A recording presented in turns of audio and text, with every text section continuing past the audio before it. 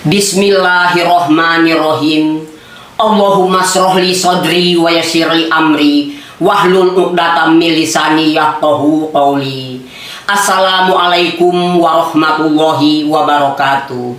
Pemirsa, izinkan saya dalam kesempatan ini pada hari Minggu tanggal 17 Maret 2024 untuk menyampaikan tausiah saya yang berjudul Genderang berakhirnya paganisme kesyirikan di Jazirah Arab. Disadur dari Sirah Nabawiyah, perjalanan hidup Rasul yang agung Nabi Muhammad SAW dari kelahiran hingga detik-detik terakhir, buah karya Syekh Syafiur Rahman. Genderang berakhirnya paganisme kesyirikan di Jazirah Arab pada bulan Zulkaidah dan bulan Zulhijjah di tahun yang sama, yaitu tahun 9 Hijriah. Rasulullah Shallallahu Alaihi Wasallam mengutus Abu Bakar Siddiq untuk menjadi pemimpin, untuk menjadi pembimbing, untuk menjadi amir dalam manasik haji. Rasulullah Shallallahu Alaihi Wasallam memerintah Abu Bakar itu dengan melalui Ali bin Abi Thalib. Ali bin Abi Thalib diperintah oleh Rasulullah Shallallahu Alaihi Wasallam menemui Abu Bakar Siddiq untuk menjalankan tugas yang sangat berat itu, tugas yang sangat suci melalui Ali lah. Oleh karena itu, Ali pun berangkat menemui Abu Bakar Siddiq. Setelah Ali berangkat, bertemulah mereka berdua di suatu tempat, pemirsa, yang namanya Al-Ars. Al-Ars, A-R-J atau Jajnan. Itulah tempat mereka berdua bertemu.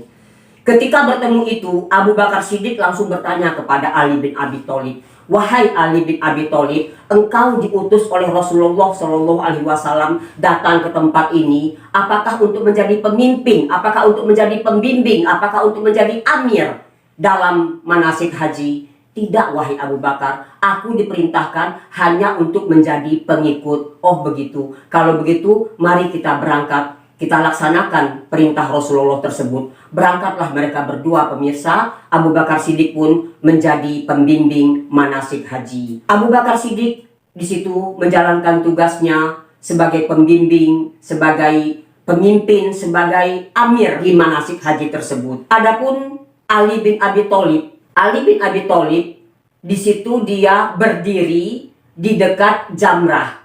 Apa yang dimaksud dengan Jamrah? Jamrah adalah lokasi melempar kerikil. LMK, lokasi melempar kerikil. Itu namanya Jamrah.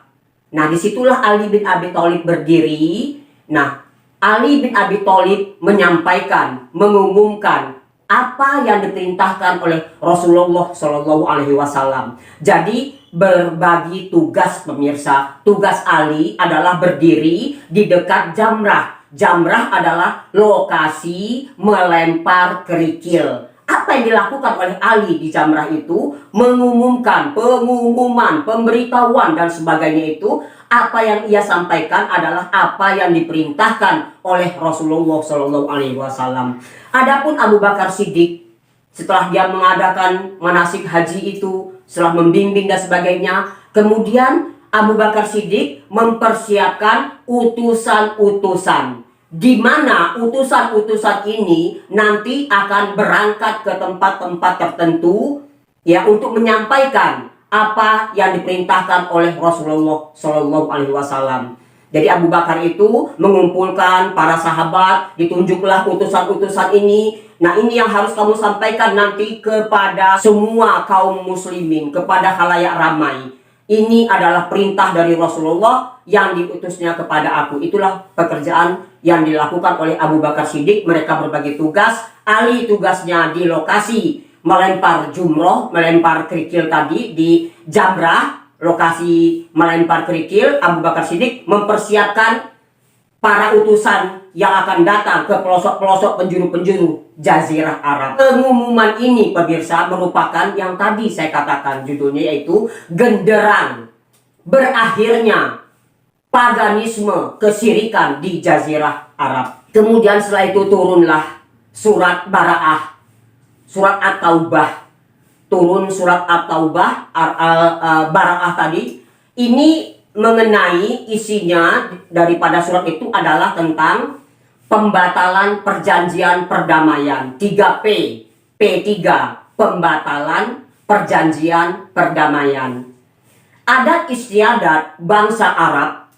Bangsa Arab ini mempunyai adat istiadat tradisi apabila berkenaan dengan dua hal pemirsa, yaitu antara hal mengenai nyawa, darah, dan juga harta, maka mereka ini mengadakan perjanjian-perjanjian. Jadi kalau berkenaan dengan nyawa, darah, dan harta, itu tradisi bangsa Arab, tradisi adat istiadat mereka adalah mengadakan perjanjian-perjanjian. Seperti perjanjian Hudaibiyah dan lain sebagainya. Nah, perjanjian-perjanjian ini dibuat oleh mereka ini dahulu kalanya, yaitu dari Rasulullah ketika hijrah dari Mekah ke Madinah. Ketika Rasulullah SAW hijrah dari Mekah ke Madinah, itu di situ kan dulu tinggal 3 bani, yaitu Bani Kainuka, Bani Nadir, Bani Quraizah. Ketiga bani ini itulah yang diingatkan oleh tradisi Arab mengadakan perjanjian-perjanjian.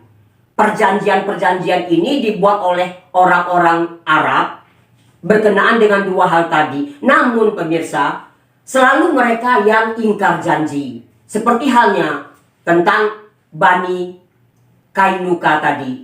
Itu mengapa mereka diusir dari Madinah itu? Karena mereka yang melanggar janji. Rasulullah sudah membuat perjanjian. Tidak boleh saling hina, saling ejek, saling caci, saling membunuh, saling pertumpahan darah, saling tolong-menolong dalam berbagai hal. Ini perjanjian yang mereka buat, tapi mereka yang melanggar. Bani Kainuka melanggar. Ketika itu seorang wanita Arab, itu kan di pasar itu, dia dianiaya sampai babak belur oleh pemuda-pemuda Bani Kainuka itu. Lewatlah seorang pemuda Arab melihat itu, yang menolong, akhirnya dia dikolek, dia dibunuh, maka dia diusir. Perjanjian ini dibatalkan.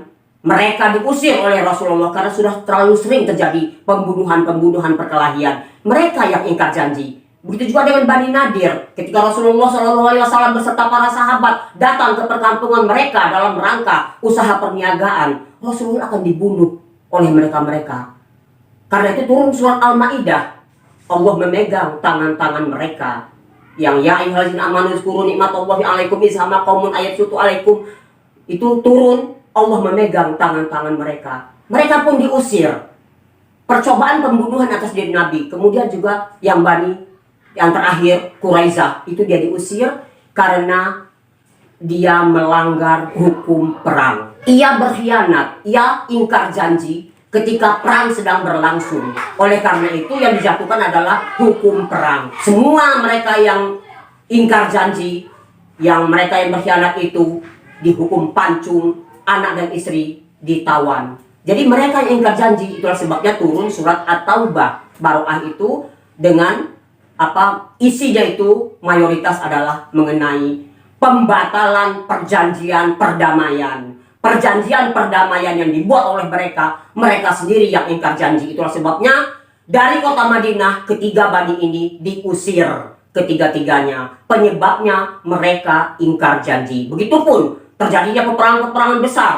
Itu semua penyebabnya adalah ingkar janji. Ingkar janjinya mereka kaum kafir Quraisy itu tentang perjanjian Hudaibiyah. Mereka sendiri yang membuat utusan Rasulullah mereka bunuh. Ya akhirnya terjadilah peperangan-peperangan. Perang-perang besar dan perang-perang kecil itu. Perang Badar, perang Uhud, perang Candak, perang Tabuk, dan lain sebagainya itu. Terjadinya itu karena ingkar janji. Oleh karena itu, ingkar janji. Janji itu haruslah ditepati. Kita tahu ciri-ciri orang munafik itu 3. Kalau janji ia ingkar. Kalau dipercaya ia khianat. Dan sebagainya. Kalau amanah dia berkhianat. Kalau dipercaya ia berkhianat. Jadi jangan sampai ingkar janji. Tepatilah janji itu. Karena tiada janji yang tepat kecuali matahari terbit esok hari. Demikian tadi tausiah saya yang mengambil tema manasik haji. Adat gunung liputan kabut, adat teluk timbunan kapal, adat hidup tolong menolong. Wabillahi taufiq wal hidayah. Nasrun minallahi wa fatun qarib. Wassalamualaikum warahmatullahi wabarakatuh.